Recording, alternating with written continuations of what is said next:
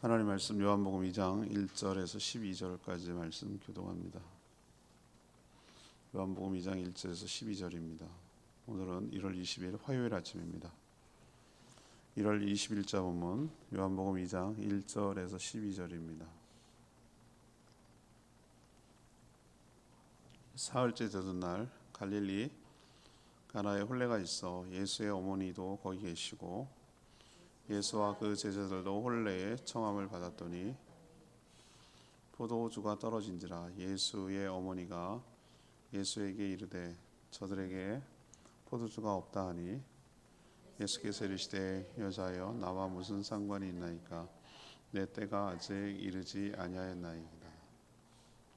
그의 어머니가 하인들에게 이르되 너희에게 무슨 말씀을 하시든지 그대로 하라 하니라. 거기에 유대인의 정결 예식을 따라 두세 통 드는 돌 항아리 6이 놓였는지라. 예수께서 그들에게 이르시되 항아리에 물을 채우라 하신즉 아기까지 채우니 이제는 떠서 연회장에 갖다 주라 하심에 갖다 주었더니 연회장은 물로 된 포도주를 맛보고도 어디서 났는지 알지 못하되 물 떠온 하인들은 알더라. 연회장이 신랑을 불러 말하되 사람마다 먼저 좋은 포도주를 내고 취한 후에 낮은 것을 내고는 그대는 지금까지 좋은 포도주를 두었도다 하니라. 예수께서 이 첫 표적을 갈릴리 가나에서 행하여 그의 영광을 나타내심에 제자들이 그를 믿으니라.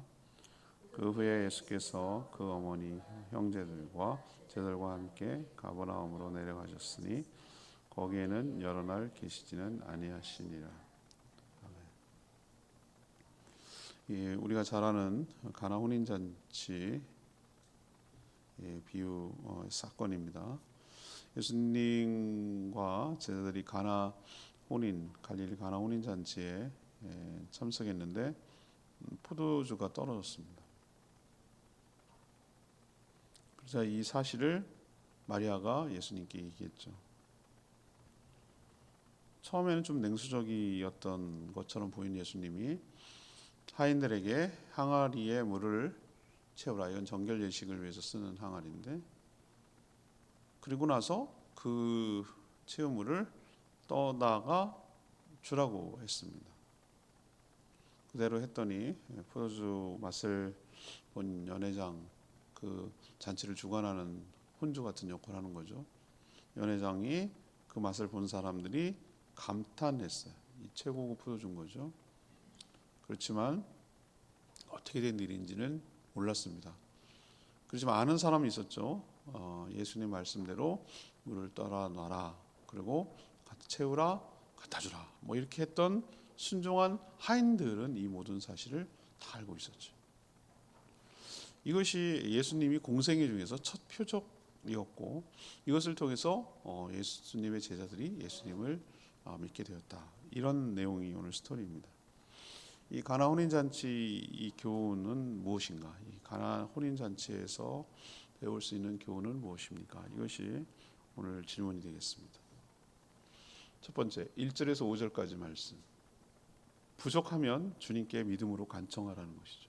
부족하면 주님께 믿음으로 간청하라.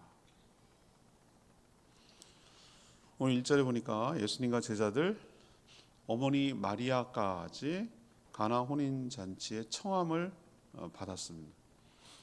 여기서 알 수 있는 건 뭐죠?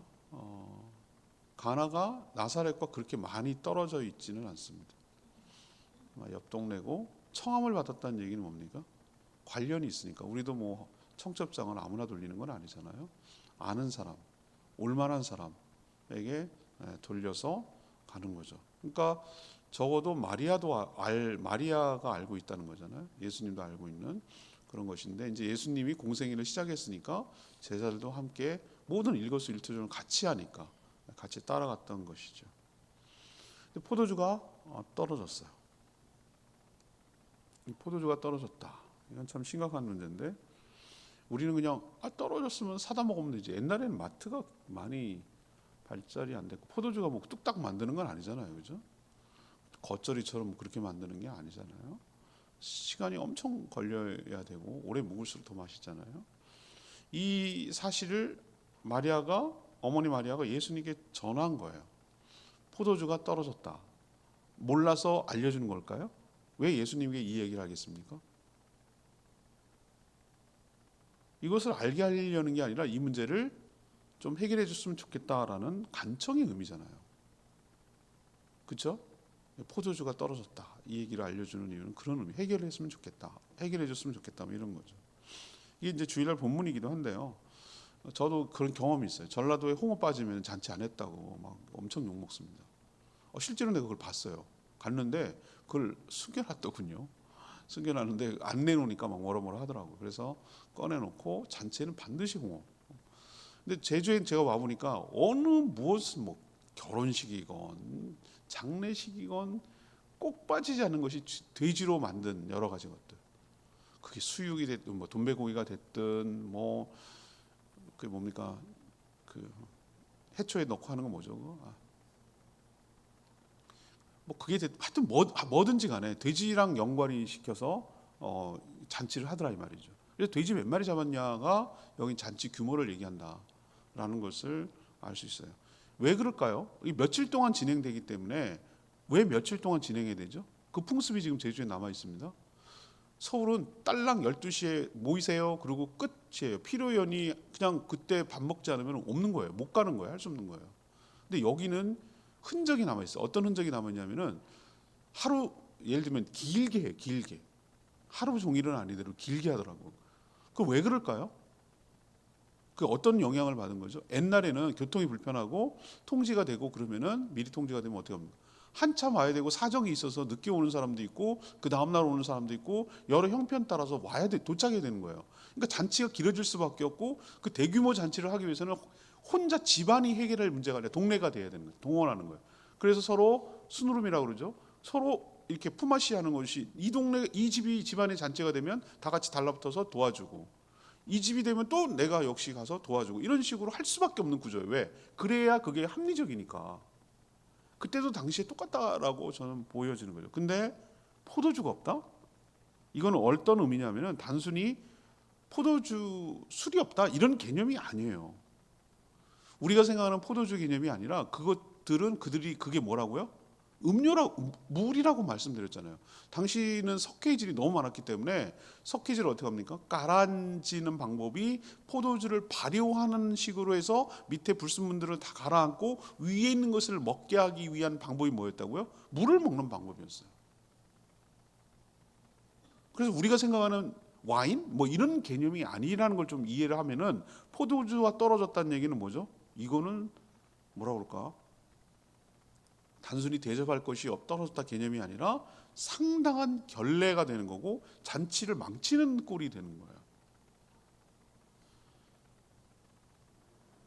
우리도 살다 보면 꼭 결정적인 순간에 뭔가 부족한 거 느끼는 거 여러분 느끼시죠, 그죠? 원래 결정적이라는 게 평상시 안 하다가 뭐 하려 그럴 때가 결정적인 거지 항상. 뭐 예를 들면 요리하려고 그러는데 그게 딱 떨어졌어. 꼭 가끔 안 쓰던 것도 뭐 맛술을 뭐 언제 쓰겠어요? 그런 거 떨어져. 멸치액젓 뭐 이런 거 갑자기 떨어져. 아쉬운데 그게 있어야 되는데 뭐 이런 느낌을 받는단 말이죠. 그리고 어떤 일을 하는데 그거 찾으니까 또 없어. 또 그때 잘 썼는데 어디다 놨는지도 모르겠어. 뭐 이런 상황이 소소하게 있는데 좀 더 문제를 확대시키면 이거 정말 심각한 일인데 정말 인생이 중요한 일인데 이것처럼 잔치가 잘 돼야 그때는 가문의 명예도 걸려 있단 말이죠. 이걸 잘 치러내야 된다. 그런데 그러면은 두고두고 구설수에 오르고 두고두고 문제가 되고 이럴 아주 중요한 기로에 서 있는데 딱 떨어지는 순간이 우리에게도 있다 없다. 있을 수 있다는 거예요. 그런 상황에 직면하게 될 수도 있단 말이죠. 살다 보면 어떻게 항상 풍족하겠어요. 금방 구할 수도 없어. 대량으로 만들려면 시간 걸리고 엄청난 시간과 재정이 들어가고 옛날에 마트도 개발이 안 돼 있어. 어디서 그 많은 잔치에 할 수 있는 대량의 포도주를 구하겠어요. 어떻게 해야 되죠? 전 마리아의 태도에 주목했습니다. 어쩌면 말입니다. 마리아는 당사자입니까? 한 걸음 물러서 있는 사람일 수 있잖아요, 그죠? 자기가 혼주도 아니고 뭐 연회장도 아니고 신랑 신부 엄마도 아니고 뭔가 뭐 관련은 돼 있을지 모르는 이 잔치가 잘 되기를 바라는 마음은 있지만 직접 해결해야 되는 당사자는 아니잖아요. 그러나 긍휼히 여기는 마음, 이 잔치가 잘 되기를 바라는 마음, 모든 하객들과 이 모든 것들이 잘 되기를 바라는 마음이 있다는 게 중요해요. 내가 알 바 아냐? 내 문제 아닌데 뭐 이런 태도가 아니라 이 문제를 같은 공동체의 문제로 생각을 하고 이 잔치가 잘 되기를 바라는 마음을 가지고 어떻게 했습니까? 예수님께 간청하는 거죠. 예수님께 얘기하라는 거죠. 뭐 부탁 좀 해, 뭐 이런 의미는 아니었던 것 같아요. 느낌을 보면. 그러나 예수님께 얘기하는 거죠. 예수님이 처음에는 이거 좀 냉담하게 보일 수도 있어요. 여자요, 뭐 이렇게 얘기하는 거 보니까 나와 무슨 이거는 우리가 생각할 때 레이디가 여자요 이렇게 엄마한테 어떻게 여자라고 그러냐 뭐 이렇게 말하면 안 돼. 이 번역하는데 좀 문제가 있긴 해요. 우리가 뉘앙스. 그러나 굉장히 이건 존중하는 말이에요. 그러나 공적으로 존중하는 말이에요. 이때부터는 제자들과 함께 했다는 얘기는 뭡니까? 공생애가 시작됐다는 걸 의미하는 거예요. 아직 때가 되지 않았다. 지금 뭐죠? 자기를 드러내고 그렇게 해서 십자가에 질 그런 상황이 때가 오지 않았다라는 얘기를 하는 거예요. 그런데도 불구하고 뭐라고 그랬어요? 아니 말고 좀 그렇게 부탁하면 좀 들어주지 말이야. 이런 서운한 마음이 있었을 텐데도 불구하고 엄마가 이렇게 얘기하는데 말이야. 이렇게 얘기하지 않았어요. 그 뒤에 보면 뭐라고 그러죠? 하인에게 뭐라고 그럽니까? 엄마가 마리아가 예수님이 너희에게 무슨 말씀을 하시든지 그대로 다 해라 라고 얘기하는 거예요. 여러분 이 대목이 중요합니다. 지금 예수님은 대답 안 했어요. 하겠다 안 했다. 오히려 안 하는 것처럼 느껴져요. 겉으로 보면은. 그런데 속으로는 뭐 하고 있는 거예요? 뭐라도 하실 거다. 뭐라도 얘기하실 거다. 뭐라고 명령하실 거다. 뭔지는 모른다. 그런데 예수님이 해결책을 갖고 있고 뭐라도 얘기하실 거다. 라고 확신했기 때문에 뭐 하는 거죠? 뭐라도 하든지 그대로 해라 라고 하인들에게 얘기하는 거 보잖아요. 이거는 뭘 의미합니까? 믿음과 확신과 신뢰를 보여주는 표현이라고 할 수 있어요. 저는 이 대목이 마리아의 믿음이라고 생각해요. 방법 몰라요? 어떻게 할지 모른다고 그래요. 그대로 하라고 그래요. 뭘 말씀하지? 몰라요. 이렇게 구체적인 방법까지 예수님한테 제시하지 않아요. 몰라요, 우리는. 이 상황이 이렇다는 것만 얘기하는 거예요. 근데 몰라요, 방법은. 근데 하나님께 간구하고 기도하면 하나님께서 신뢰하고 믿음으로 간구하면 하나님께서 해결하여 주실 줄 믿습니다. 라고 하는 그거는 우리가 해야 되는 거예요. 우리도 상황이 살다 보면 어려움이 있을 때 하나님께 믿음으로 간청하며 시작하는 문제 해결을 시작하는 저와 여러분 되기를 소망합니다. 두 번째 6절 10절 이해되지 않아도 믿음으로 순종하는 거예요. 이해되지 않아도 믿음으로 순종하는 거죠. 이게 참 대단한 것 같아요. 마리아 믿음대로 예수님은 움직이기 시작했어요. 처음에는 뭐 안 들어주시고 내 때가 아닙니다. 뭐 안 할 것처럼 그러더니만 하는 거죠. 예수님의 방식이 독특했어요. 이것도 굉장히 상징적인데요. 유대인들은 정결 예식에 따라 음식을 먹기 전에 반드시 뭘 씻어야 된다고요? 손을 씻도록 되어 있어요. 이게 위생도 위생이지만 법으로 그렇게 되어 있다니까요. 우리 알잖아요. 레위기. 만약에 음식을 먹는데 손을 씻지 않고 먹게 되면 뭐 하는 거예요? 부정하게 돼서 닿는 것마다 다 부정하게 되는 거예요. 이게 심각한 문제가 되는 거예요. 저는 레위기 율법 따르지 않아도 손을 씻어요. 강박적으로. 그래가지고 반드시 손을 씻는데 이 사람들은 그거를 법으로 만들어놨어요. 그래서 의무적으로 씻어야 돼. 옛날에 수도가 어디 있어? 그러면 물 떠와가지고 거기다가 돌 항아리에다 해놓으면 거기다 물을 일부 받아갖고 손을 씻고 식사를 시작하는 게 맞게 돼 있어요. 그 용도로 뭘 했다는 거예요? 돌 항아리 두세 통 드는 돌 항아리가 6개나 놓여 있었다. 근데 거기에다가 하인들에게 뭐라고 그랬죠? 그대로 하라고 그랬으니까 물을 거기다 가득 채워라 라고 했어요. 아구까지 채워라. 그러니까 목까지 채우라. 다른 거 안 들어갔다. 이미 포도주가 좀 남아 있었다. 조금 이런 개념을 아예 없애버리기 위해서 뭐죠? 물을 아구까지 채워라. 물로 채워라라고 얘기하는 거예요. 물론 이런 일을 하인들이 하는 일이에요. 만약에 신랑이나 잔치를 주관하는 연회장에게 이런 이야기를 했다면 했을까요? 장난해? 내가 지금 이거 할 거야? 신랑이 물 뜨고 있어요? 물 떠다가 거기다 붓는다고요? 아니 연회장이 지금 손님 맞고 그래야 되는데 이걸 내가 할 거냐고요? 안 하죠. 할 수도 없고요. 쉽지 않아요. 순종이 힘든 것은 왜 순종이 힘든 거죠? 몸이 고단해서 힘든 게 아니에요. 이해가 안 가고 납득이 안 돼. 그러니까 못하는 거예요.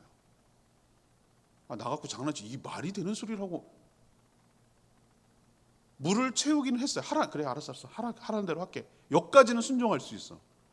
떠다가 줘라. 우리 떠다 주다 빤 맞으면 어떡하지? 발길질 당하면 어떡하지? 떠온 물 가지고 한 바가지 얼굴에 맞으면 어떡하지? 이런 생각 안 들겠어요, 여러분? 아무리 하인이라도 들죠. 자기네가 떠온 물이니까 알잖아요. 제일 잘 알잖아요. 전 참 여기에 하인들의 믿음이 저는 대단하다고 생각하는 거예요. 추저하지 않고 그대로 했어요. 제가 늘 강조하고 또 강조하고 우리가 본받아야 되고 이 가나온 인장체에서 깨달아야 되는 점 뭐냐? 두 번째는 믿음은 이해를 우선하지 않는다. 순종하면 이해된다. 순종하면 알게 된다. 다 납득되고 다 이해되고 다 완벽하게 내가 알았어. 해야만 할 일을 분명히 알았어. 분명히 내가 물인 포도주가 된 것도 확인했어. 그래서 갖다 주는 게 아니고 난 몰라. 이 말도 안 되는 것 같아. 이게 가능하겠어? 이런 상황에서 뭐죠? 주님께서 책임지는 거야. 나는 순종할 뿐 책임은 누가 지는 거야? 주님이 지는 것이다. 라는 생각을 가지고 어떻게 하는 거죠? 믿음으로 뭐 하는 겁니까? 순종. 이해되지 않아도 주님은 이해를 시키지 않아요. 내가 말이지 이렇게 하면 포도주가 될 거고 이렇게 하면 할 거야. 이렇게 설명하지 않아요. 명령하세요. 물을 아구까지 채워라. 갖다 떠다 주라. 이 말씀을 했지 그게 어떤 과정을 통해서 이렇게 되고 이렇게 우리에게 하지 않아요. 우리에게 뭘 요구하냐면은 믿음으로 순종하는 걸 요구하세요. 그럴 때 역사가 일어나게 될 줄 믿습니다. 언제 포도주가 바뀌었을까요? 물 떠다가 놨을 때? No. 부었을 때가 아니고 떠다 놓은 물, 아구까지 찬 그 항아리에 물을 떠서 갖다 줄 때 하나님의 놀라운 역사가 반전이 변화가 물이 포도주가 된 변화가 일어나게 될 줄 믿습니다. 그래서 8절 보세요. 연회장이 물로 된 포도주, 물로 된 포도주. 이 말 진짜 멋지지 않아요? 물로 된 포도주. 이 포도주를 보고 칭찬하잖아요. 아니 보통 우리도 보면 맨날 쏙이잖아요. 그 맨날 양주 말이죠. 처음에는 이렇게 했다가 나중에 취하면 갖다가 막 섞어가지고 막 해가지고 팔아먹고 고가루 해가지고 그런 간혹 나오잖아요. 악덕 업주. 그거랑 똑같아요. 취하면 좀 맛이 모르니까. 난 잘 모르겠습니다만 그렇다고 그러대요. 내가 봐도 알겠어. 처음에 맛있다고 취하면 그게 뭐가 들어가는지 어떻게 알겠어요. 그렇게 하는데 칭찬하잖아요. 야, 이 최고고. 그러니까 이 사람도 인정하는 거예요. 좋은 물로 된 포도주가 제일 맛있는 포도주가 된 거예요. 주님이 하시는 일은 이렇다고요. 어설프게 하지 않고 최상의 것을 만들어내고 뭐 할 때? 우리가 믿음으로 순종할 때 최상의 결과가 나오게 될 줄 믿습니다. 우리가 놀라운 역사를 경험하는데 최대 걸림돌이 뭘까? 뭐 때문에 막힐까? 뭐 때문에 못 넘어설까? 내가 다 이해하려고 드는 거예요. 다 완벽하게 내가 손에 장악하고 하려고 하는 거예요. 어저께 제가 그 HUG 마지막에 제가 했던 말 기억나세요? 믿음으로 순종하고 한 발 내디디면 그 다음은 하나님께서 보여주시고 그 다음을 보여주십니다. 우리는 모릅니다. 어떤 결과가 도출되고 나올지는 아무도 모릅니다. 그러나 믿음으로 하나님께서 기뻐하시는 일을 행할 때 하나님께서 역사하시고 도와주시고 은혜를 베풀어 주시고 그렇게 하실 거라는 믿음을 갖는 거예요. 믿음을 갖고 하나도 몰라. 미래가 불투명해. 몇 명이 올지 재정이 될지 어떻게 될지 하나도 몰라. 너무 불투명해. 근데 두려워 갖고 주저주저 해가지고 아무것도 못하면 아무것도 아니라는. 그러나 믿음으로 하나님께 내딛으면 하나님께서 길을 열어가시고 길을 만드시는 분 우리 찬양하잖아요. 메이커, 윌 메이커. 길을 만드시는 하나님. 우리도 이 말씀 들으시고 믿음으로 순종할 때 물로 된 포도주, 최고급 포도주를 맛보는, 잔치가 살아나는 놀라운 역사가 우리 삶 가운데도 일어나게 될 줄 믿습니다. 세 번째는 11, 12절 말씀, 표적을 통해 예수 그리스도를 믿으라는 거예요. 예수님이 가나 혼인잔치에서 물로 포도주를 만드신 일은 공생애를 시작하고 나서 일으킨 뭐라고 그랬습니까? 첫 표적이라고 했어요. 첫 표적. 보입니까? 네, 첫 표적. 11절에.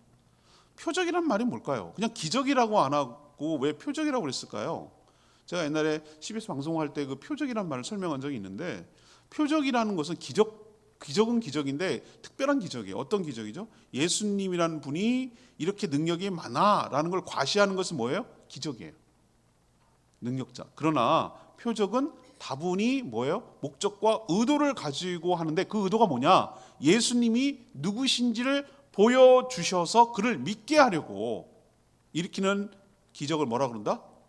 표적, 사인이라고 그래요. 사인.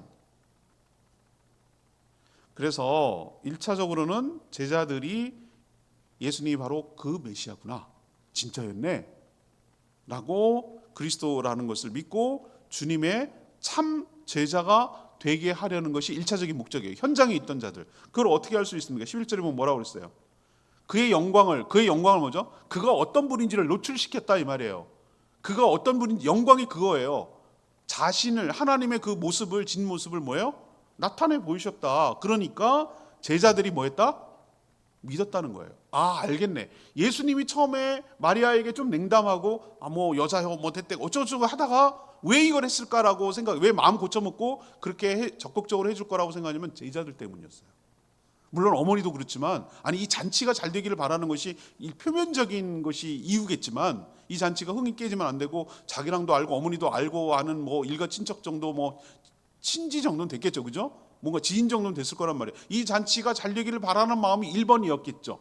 흥이 깨지지 않. 그러나 진짜 의도는 뭐냐? 함께 왜 1절에 예수님과 제자들이 가나 혼인 잔치에 같이 참여했다는 말 왜 했겠어요? 왜 그걸 얘기하죠?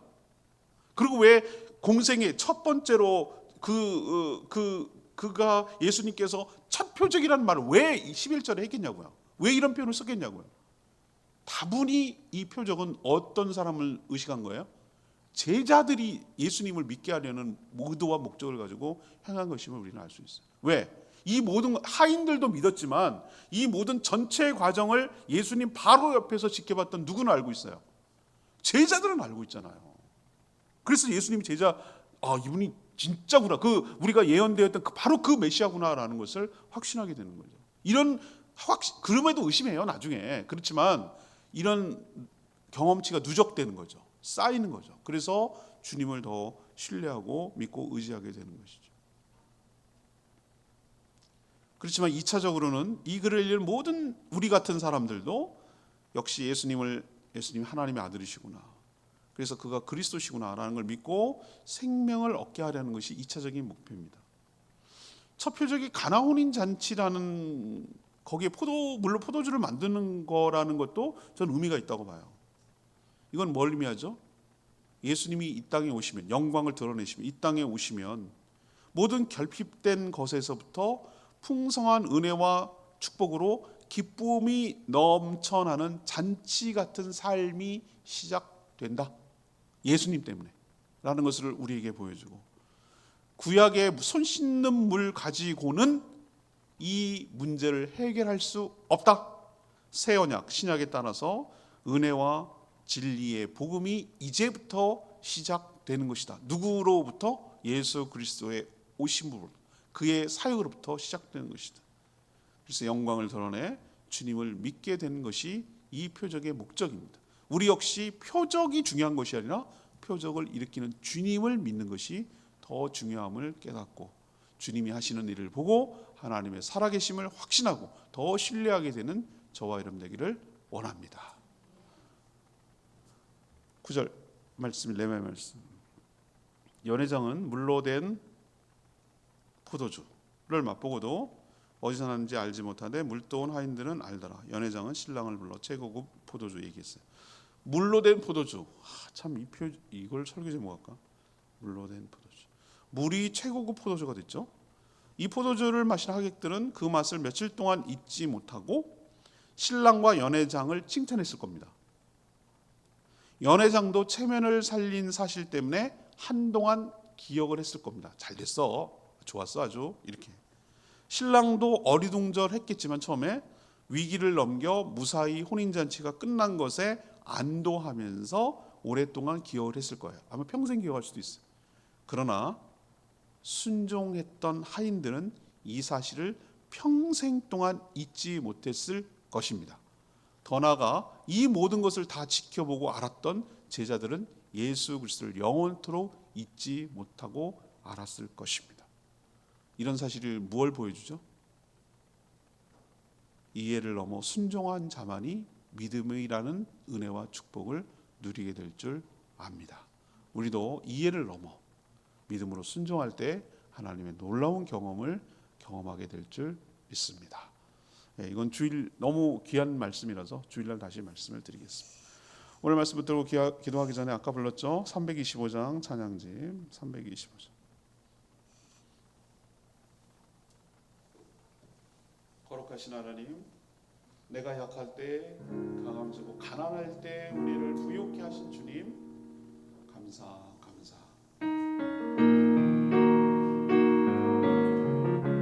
거룩하신 하나님, 거룩하신 하나님, 주께 감사드리소.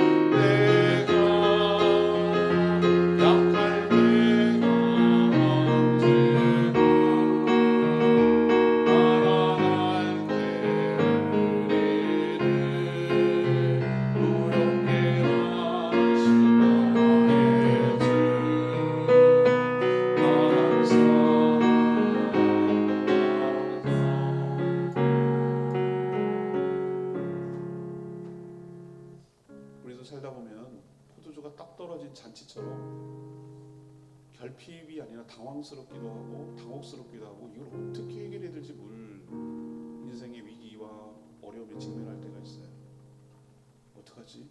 어떡하지? 마리아의 태도를 본받을 필요가 있습니다. 이 사실을 아뢰는 거예요. 막 매달리듯이 애원하듯이 그렇게 했습니까? 이 사실을 담담하게 아뢰는 거예요. 그리고 믿음을 갖는 거예요. 무슨 말씀을 하시든지 그대로 하라. 그리고 그대로 하는 거예요. 이해가 넘어서야 돼요. 다 납득되고 이해돼서 하는 거 아니에요. 그냥 주님이 하시라는 대로 하는 거예요. 하면 그때부터 이해가 되고 그때부터 왜 그렇게 하라고 하셨는지를 알게 되는 것이죠. 믿음이 이해를 앞서요. 믿을 때 이해가 되는 거예요. 그랬더니 놀라운 역사가 일어났고요. 그 전과 후가 달라졌어요. 더 주님을 신뢰하고 그를 믿어지는 은혜가, 그 다음에 우리가 풍성한 은혜를 경험하는 축복이 우리 삶 가운데 있게 될 줄 믿습니다. 주님, 저희도 이런 삶을 누리기를 원합니다. 주의 영광을 보기를 원합니다. 최고급 주님이 만드신 포도주를 맛보기를 원합니다. 죽어가던 식어가던 잔치가 다시 회복되고 살아나는 역사가 있게 되기를 원합니다. 주님, 제가 결핍이 됐습니다. 주님, 떨어졌습니다. 주님 부족합니다. 주님 은혜를 베풀어 주시고 주님 하라는 대로 순종할 테니 말씀만 하여 주시옵소서. 저희들이 순종하겠습니다. 이렇게 살아가는 저희들 되게 달라고 주여 외치며 기도합니다. 주여 하나님 거를 마시나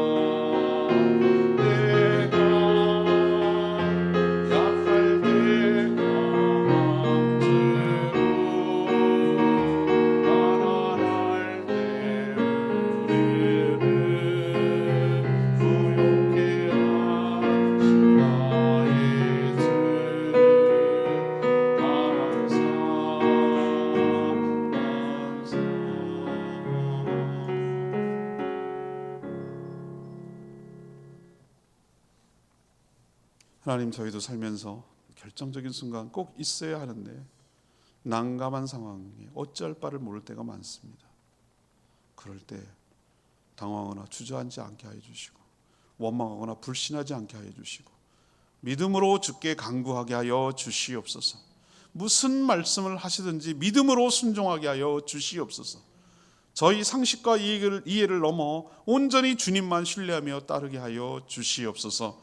그리할 때 주님이 어떤 분인지 분명하게 체험하게 되고 믿음이 더 단단해질 줄 믿습니다. 주님의 제자로 살아가는데 더 분명한 증거가 될 줄 믿습니다. 순종했던 하인들과 지켜본 제자들만 표적을 경험한 것처럼 저희도 주님이 주시는 표적을 통해 주님을 더욱더 신뢰하며 의지하며 살아가는 풍성한 은혜가 있게 하여 주시옵소서. 우리에게도 식어진 잔치가 다시 흥이 나는 잔치로 바뀌어지는 역사가 있게 하여 주시옵소서. 물로 된 포도주, 최고급 포도주를 우리에게 선물로 주시고 경험하게 하실 예수 그리스도의 이름으로 축복하며 기도합니다. 아멘. 오늘 하루도 주의 은혜 가운데 살기를 축복합니다. 충분히 기도하고 오늘 하루 시작하겠습니다.